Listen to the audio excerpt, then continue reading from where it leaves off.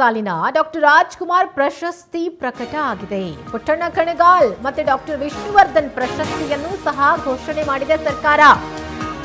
Doctor Jayamala ಅವರಿಗೆ 2020ನೇ ಸಾಲಿನ doctor Rajkumar ಪ್ರಶಸ್ತಿ ಲಭಿಸಿದೆ. ಎಂಎಸ್ ಸತ್ಯು ಅವರಿಗೆ 2020ನೇ ಸಾಲಿನ ಪುಟ್ಟಣ್ಣ ಕಣಗಾಲ್ ಪ್ರಶಸ್ತಿ ಲಭಿಸಿದೆ. ಶ್ರೀ ಪ್ರಗತಿ ಅಶ್ವಥ್ ನಾರಾಯಣ್ ಅವರಿಗೆ ಡಾಕ್ಟರ್ ವಿಷ್ಣುವರ್ಧನ್ ಪ್ರಶಸ್ತಿಯನ್ನ ನೀಡಲಾಗಿದೆ. ಜೀವಮಾನದ ಸಾಧನೆಗಾಗಿ ಸರ್ಕಾರ ಈ ಪ್ರಶಸ್ತಿಯನ್ನ ಘೋಷಿಸಿದೆ.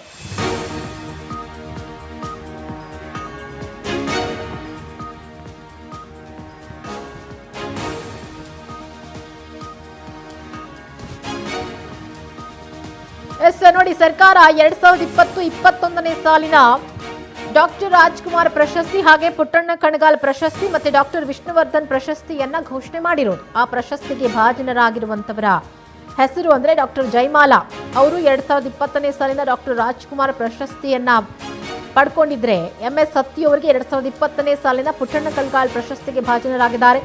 ಶ್ರೀ ಪ್ರಗತಿ ಅಶ್ವಥ್ ನಾರಾಯಣ್ ಅವರಿಗೆ ಡಾಕ್ಟರ್ ವಿಷ್ಣುವರ್ಧನ್ ಪ್ರಶಸ್ತಿ ಲಭಿಸಿರೋದು. ಈ ಪ್ರಶಸ್ತಿ ಜೀವಮಾನದ ಸಾಧನೆಗಾಗಿ ಸರ್ಕಾರ ಘೋಷಿಸಿರೋದು.